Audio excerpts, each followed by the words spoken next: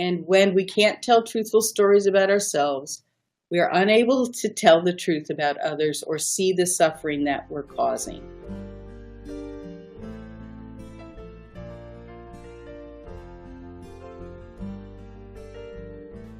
Hi, everyone, and welcome to this episode of the RavenCast for September 29th, 2017. That's when I'm going to post this recording, but today is actually September 28th, and it happens to be International Podcast Day. How about that, Suzanne Ross? Well, who knew? Who knew? So Suzanne and I got together and we said, hey, it's International Podcast Day, so we better work on a podcast today. So that's what we're doing. So hi, Suzanne. How's it going today? Very good. How's it going with you? It's going great. I have always seen that, this is a podcast, but we also do a video cast. And so people who are watching the video, on Suzanne's right-hand shoulder, there are a bunch of, well, not on your shoulder, but above your shoulder on your bookshelf. There's like trees, branches with... There's my ravens. There are your ravens. How about that? Yeah. Yeah, we just saw them randomly. Keith and I were wandering through somewhere. Who remembers? And we're like, I think we need that. Yeah, it's pretty great. And one of the reasons that we want to get together and do a podcast today, not only because it's International Podcast Day, but also because we are about to celebrate the 10th anniversary of the Raven Foundation. Yes, and you have been with us from the very beginning. From the very beginning. My oldest son was born like about a month before we started Raven. So it's easy for me to keep track of how long we've been going and how long my son's been going. Yes, he reminds you every day. Yes. It's 10 years. So Suzanne, I just want to give everybody a little introduction to the RavenCast, and then we're going to talk about the Raven Foundation a little bit. And one of the things that we are going to be focusing on this year and in the years to come is the idea of truth. So many people say that truth is relative, or we live in a post-truth world. What else? There's fake news. So there's all this kind of assault on the idea of truth. So we're going to be talking about that. But before we get into truth, I just want to tell everybody that, hey, I'm Adam Erickson, and this is Suzanne Ross, and you are watching or listening to the RavenCast, which is part of the Raven Review, an online magazine where we write and talk about mimetic theory and the rivalry, violence, and scapegoating that so often divides our communities. Our motto at the Raven Review is change your view, change the world. So if you like to hear new perspectives on religion, politics, pop culture, and current events, perspectives that seek to bridge divides and bring people together, then please come on over and subscribe to the Raven Review at ravenfoundation.org. So, Suzanne, it's Raven's 10th anniversary. Yes, it is. And I had been kind of wondering what we would do in terms of a celebration. We had a contest for undergraduates that we sponsored with Cover this year in the winter, which went very well. But I was wondering if we would do an event of some kind. But I wanted it to, be tied in with our mission, which is, as you alluded to earlier, tying in with conversations that people are having and providing some unique perspective on those, some ways to think about the things that are captivating our attention, that diffuse conflict rather than fuel it. Yes. So I was just wondering what an event would be about. And of course, since campaign for president, whenever that was, a year or two ago, post-truth and fake news and alternative facts that just keep coming up over and over and over again in conversations. And so that was in my mind. And then I saw spring that our very first Raven Award winner Heidi Stillman. She's a ensemble member, founding member of Looking Glass Theater here in Chicago. And she got our first Raven Award for her stage adaptation of Dostoevsky's The Brothers Karamazov, which is if you know it, it's a monumental book. And so it was an incredible undertaking. And it's also a text that's very important to mimetic theory. So we gave her the Raven Award, and I saw then this spring that another one of her shows was being revived and restaged at Looking Glass this fall, and it's her adaptation of Charles Dickens' novel, Hard Times. And I thought, I really don't know what that novel's about. I'd never read it. But I thought, wouldn't it be fun just to get people together, just to celebrate our 10th anniversary and to go to see Heidi's show and just, have it be just a fun event.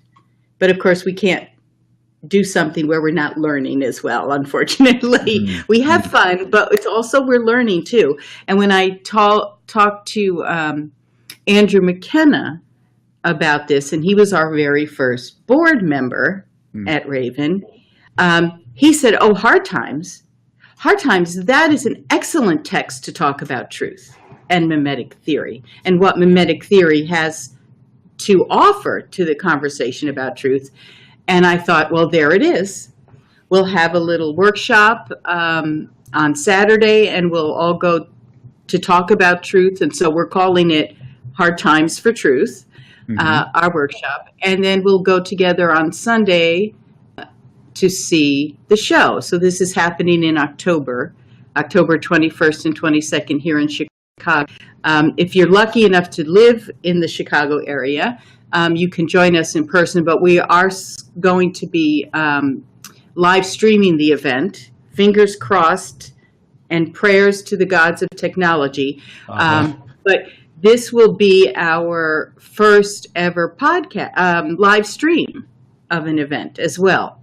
So we're really looking forward to it. We're going to be live streaming it on the Raven Foundation Facebook page. So go on over there and like that so that you can watch this conversation. And what is the date?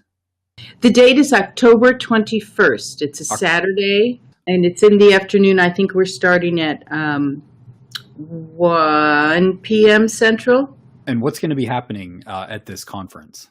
So I'm glad you asked, because we have some fabulous speakers lined up. So we've actually broken the afternoon up into two panels. So the first panel is called Hard Times for Truth, and it's going to feature Heidi Stillman and Andrew McKenna talking about the novel and her adaptation and the search for truth and what mimetic theory brings to that conversation. And then we're going to have a little break. And then the second panel is called Hot Times for Scandal, because when truth is hard to find, scandal is on the rise. And so we have two very exciting speakers coming in. Vanessa Avery from, what's her university? She just switched to a new university, so I'm not sure. Yes, I should know this. Vanessa has been on the RavenCast in the past. Yes. And we talked about Judaism and sacrifice, and specifically the book of Jonah. So she is fantastic and just went to a new university. Hey, you know what? I'll try to look it up while you keep talking, and then okay. And with Vanessa on that panel about scandal will be Stephen McKenna, who is from Catholic University in Washington, D.C., who studies political discourse and the media and has been writing and working about scandal from a point of view of mimetic theory and public discourse. And he is actually hosting at Catholic University in Washington next year's Colloquium on Violence and Religion, which is going to be called After Truth. And so the theme of his conference and ours link beautifully. And so we thought it would be a wonderful opportunity for folks to meet Stephen and get to hear a little bit about his approach to scandal and truth, and sort of get up for next summer in Washington, D.C. Absolutely. And I just saw that Vanessa is at Denison University. And That's it. also, if people are interested in learning more about Stephen McKenna, he's going to be our guest next week on the RavenCast. And Stephen, I think we're going to do it at 2 o'clock Eastern. That would be 1 o'clock Central, Chicago time. So, Stephen, as you said, what is his role at the university? What does he teach? Rhetoric and He's political science and media. Yeah, there's some fancy names for it. Yeah. Next week, Stephen and I are going to talk about rhetoric and politics and scapegoating and truth, and we're going to just continue this conversation about truth next week. So. That will be a live RavenCast next week, and we'll put the link on Raven Review website, ravenfoundation.org, so you can join us then with your comments and questions. So that'll be awesome. So join us then. What else is going to be happening at this conference? Wine and cheese afterwards. Would not be a Raven party without wine and cheese. Without wine and cheese. There'll be plenty of time for questions and conversations. We really want to engage people in this subject. And all these speakers are just very dynamic and engaging speakers. So I think it's going to be I'm looking forward to it very much. So that's awesome. So let's talk a little bit about truth. It's commonly held today that truth is relative, that everyone's perspective is equally valid, everyone's opinion is equally valid, and you can just make up whatever you want, and that's valid. We've got people who say science, if you're on one side of the political spectrum, you're like, oh, science is telling us all of these facts. And if you're on the other side of the political spectrum, it seems as if people are saying, science? What? That gets things wrong all the time. So why should we listen to science? So how do we navigate this idea that truth is relative, that science might tell us all the facts, or that science doesn't tell us any facts? How do we navigate all of this that has so much to do with our politics and the way that we relate to one another? I'm struggling with this, and I need I need you to provide me all the answers, Suzanne. Give me the facts.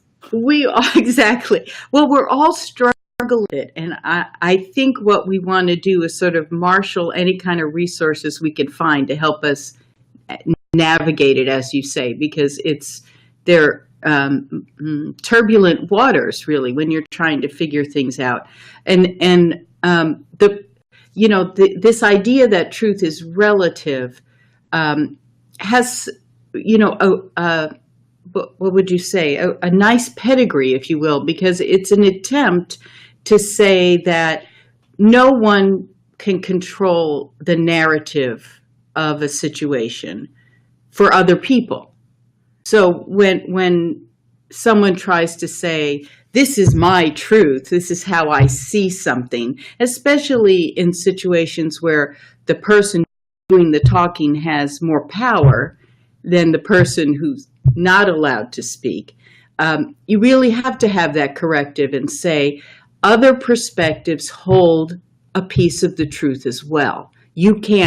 One person's viewpoint can't control the whole narrative.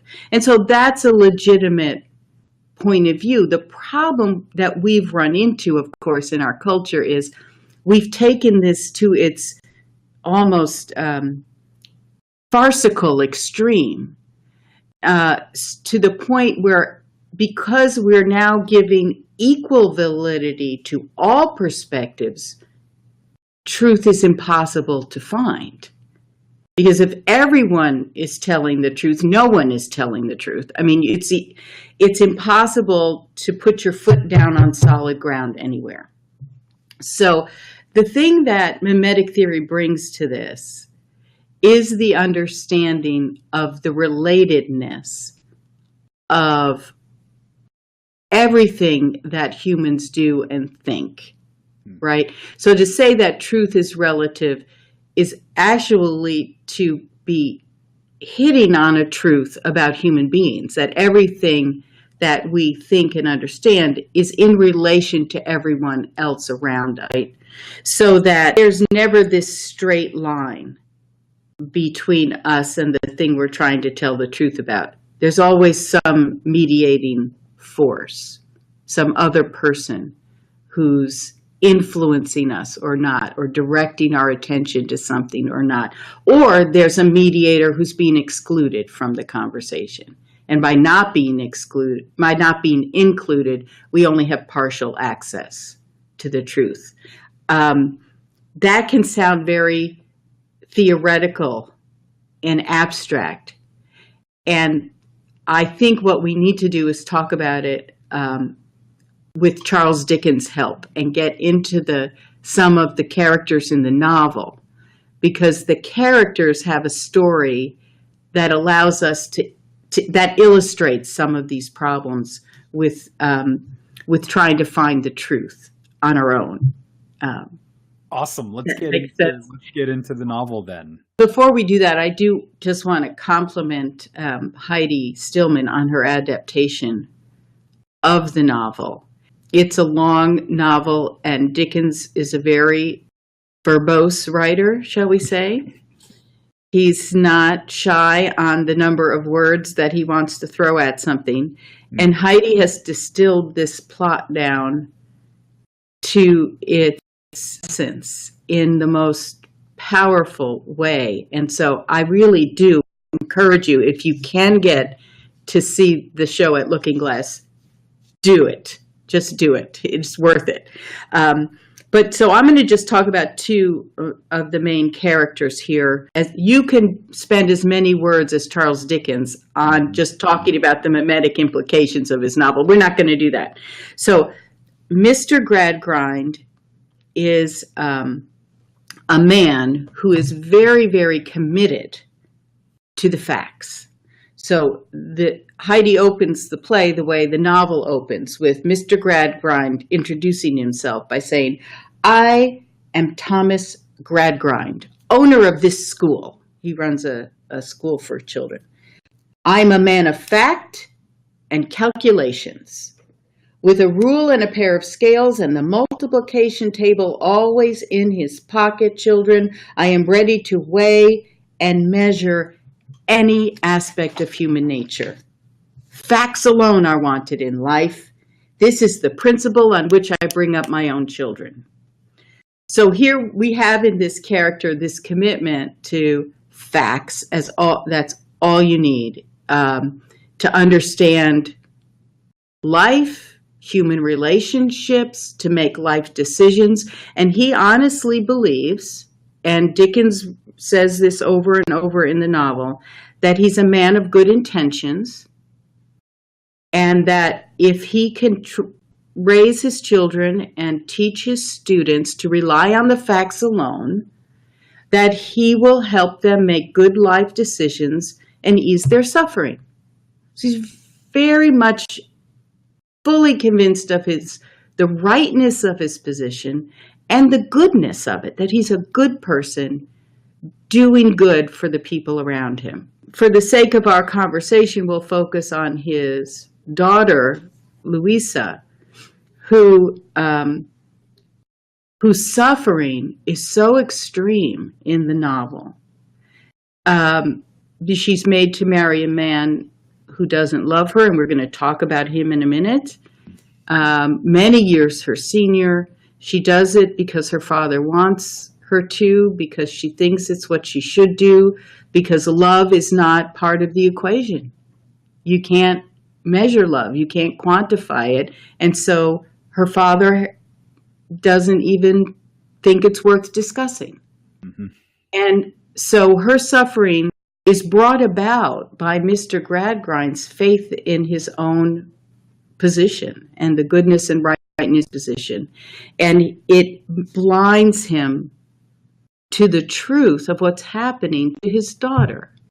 So when we say that truth is relational, what Gradgrind is allowing us to see is that his ability to grasp the truth of the situation depends on his ability to understand his relationship with his daughter.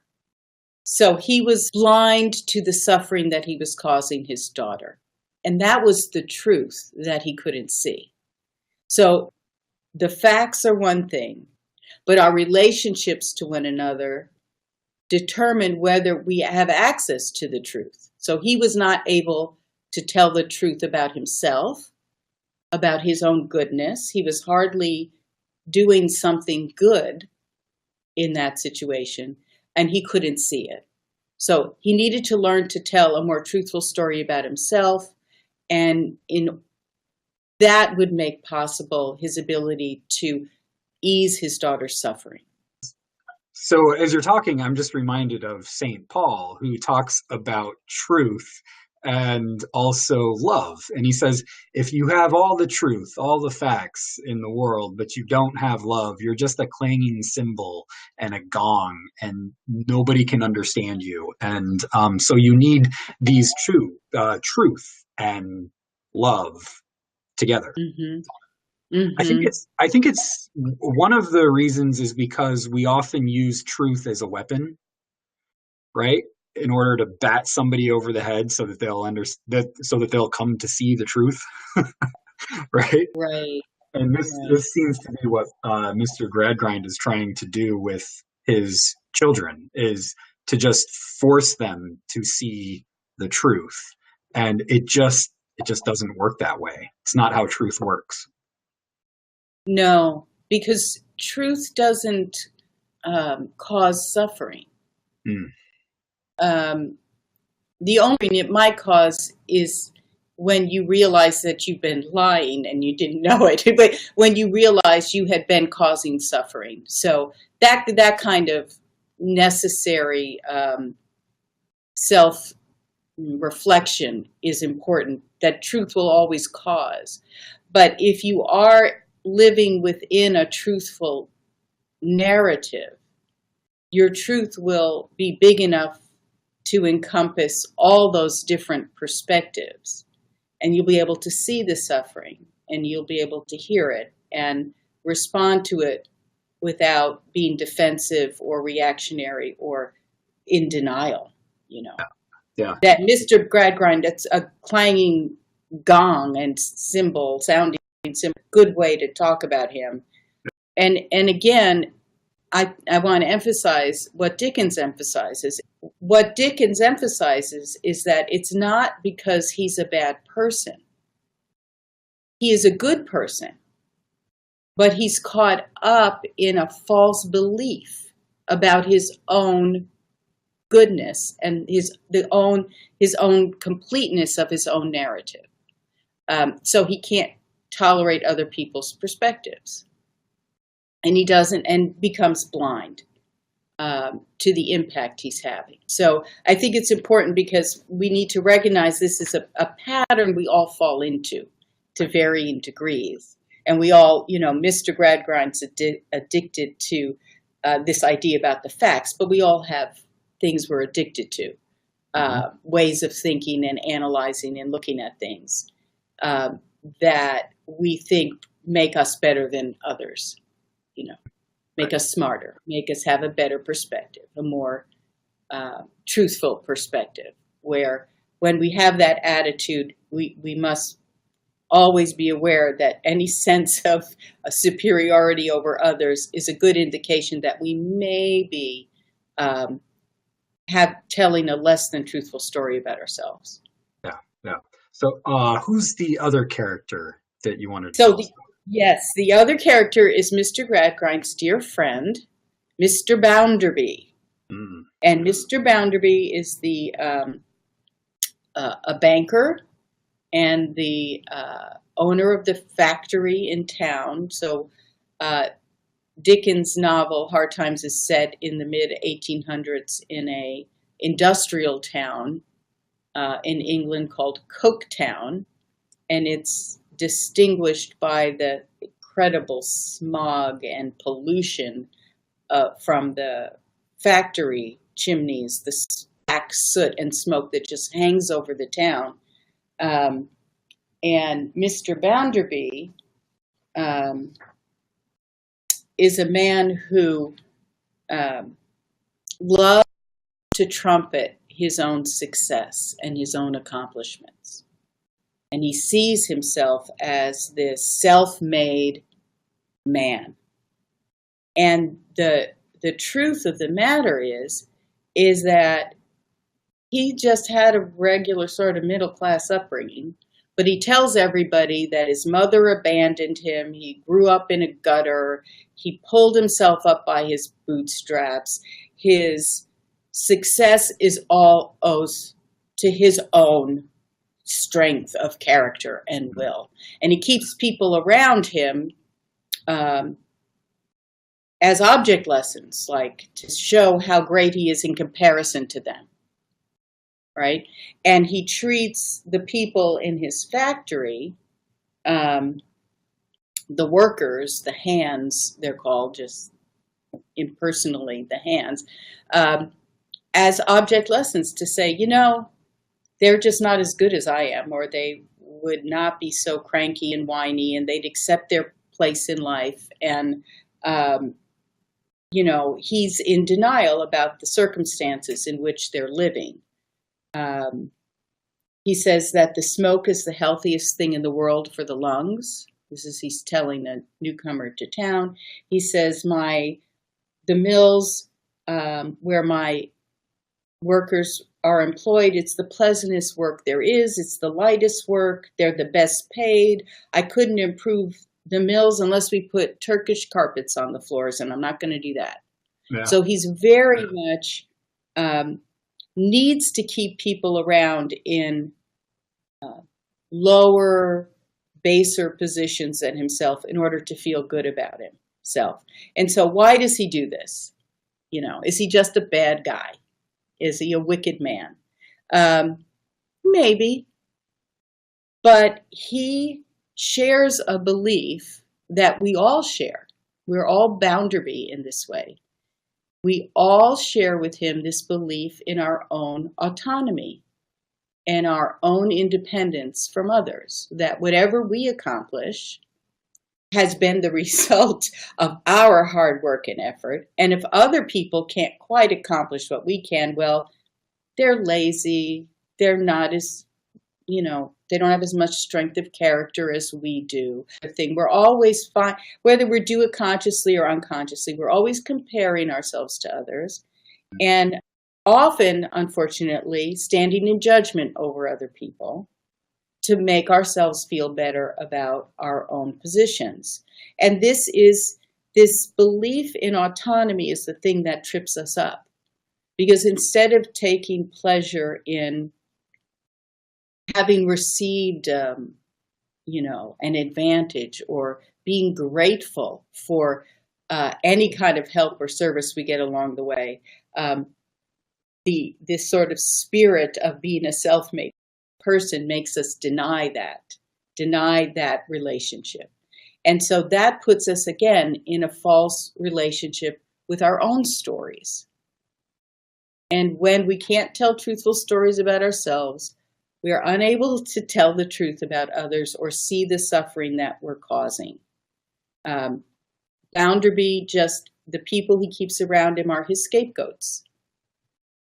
He can't see their suffering, and he, in fact, needs them to keep suffering in order to feel good. You see, it's unfortunately a perverse way of constructing your sense of goodness, always being in comparison against others.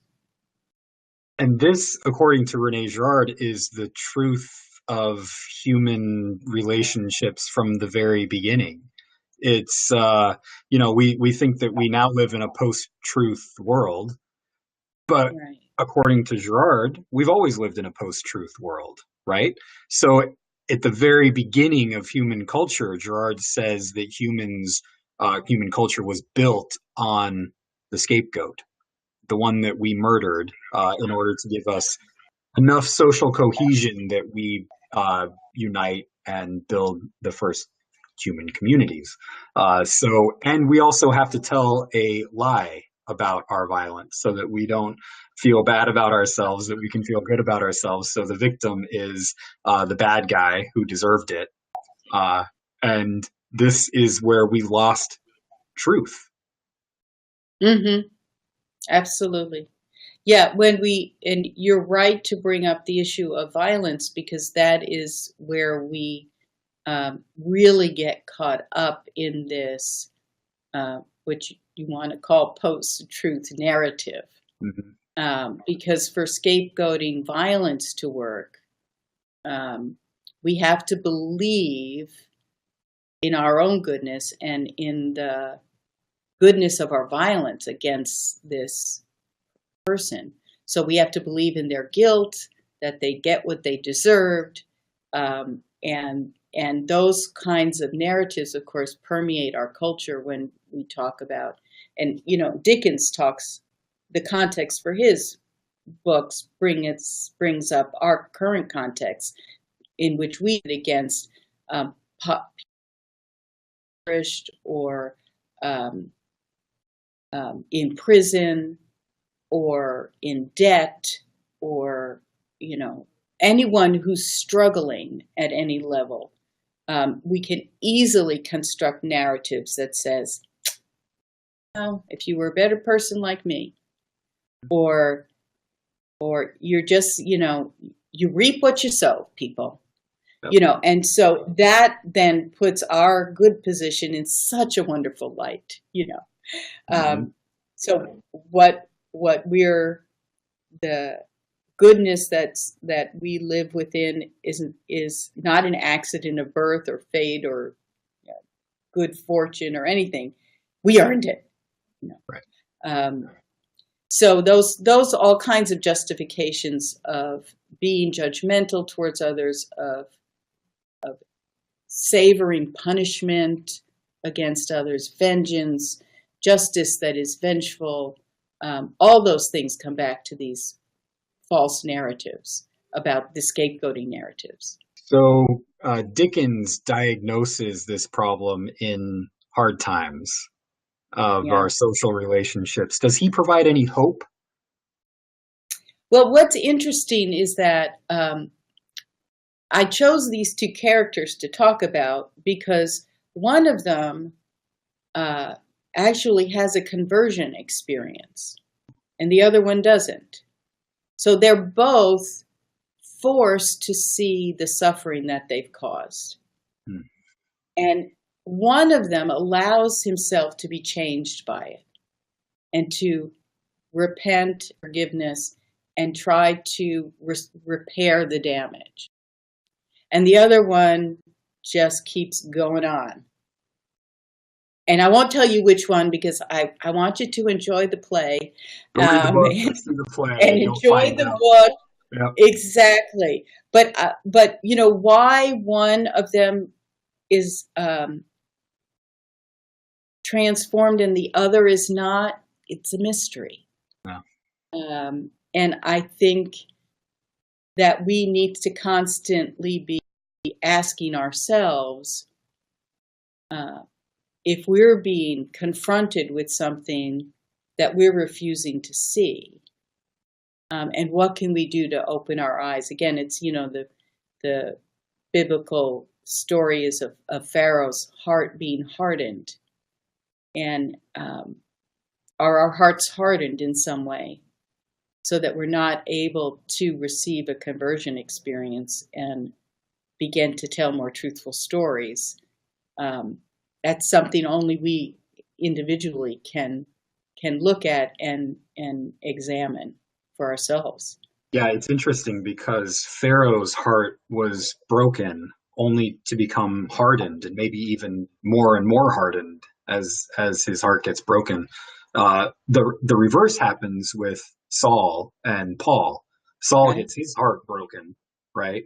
But it gets softened after it breaks. Yeah. So those are two archetypes within the biblical narrative, and why you don't really know. Yeah. So it's a mystery. So yeah. If someone can figure it out, boy, that would change the course of human history for the better. Because why I used to think when I first got involved with mimetic theory that that all you needed to do was show someone the suffering of their victims, and it would change their hearts. And even Rene Girard writes that when he first got involved with understanding this dynamic, he too had that sort of romantic idea. All you have to do is show people their suffering that they're causing, and they'll change.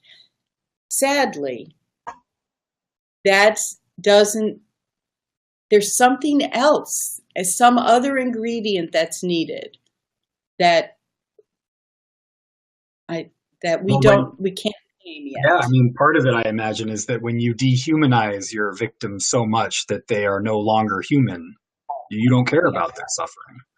But if you can begin to flip the switch and see their humanity, that might be a hopeful place to go to. Well, but yeah, and that reminds me of this other idea that I've had about this, that one obstacle to this is that our identity gets so wrapped up in the other person being wicked or wrong or invisible to us, that to let go of that narrative feels like a death, because we really, as we said earlier, the truth will cause you suffering.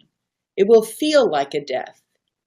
And unless there's a new way of constructing your sense of self right there on the horizon, unless you can grab a hold of a life raft or a life preserver or something that says, yeah, that wasn't great, what you were doing, but it's okay. Here's the way to repent of it all and make it all better. If those two things aren't happening at the same time, I think we're kind of lost. And now when I think about these two characters, I think that's the difference between why one could change and one couldn't. Because a new way of being was offered to him right at the same time, and forgiveness was offered. They were both offered forgiveness, but forgiveness was offered, and he latched on right away to a new way of being, of having an identity that he could just substitute immediately. Yeah, you have to replace one pattern of being with another. You do. Yeah, fascinating stuff. So everyone, thank you so much for watching or listening to this episode of the RavenCast about truth and post-truth and relative truth. Truth is relative to our relationships. So maybe instead of saying truth is relative, it's more accurate to say, as our friend Andrew McKenna says, truth is relational. Suzanne, let's remind everybody of when our party is. Yes, October 21st, Saturday, for the workshop, and October 20th, which will hopefully be live streamed. And then we're all going to the show on October 22nd to see Heidi's adaptation at Looking Glass Theater. Awesome. If you are in Chicago, if you can make it to Chicago, come to the Raven Review website and they can contact us and we can get them tickets. Oh, for the show? Yes, on our event page, there's a link to the theater and where you can get tickets for the show. Awesome. Fantastic. It's going to be a great time. And again, if you can't make it, just watch the live stream on the Facebook page. Fantastic.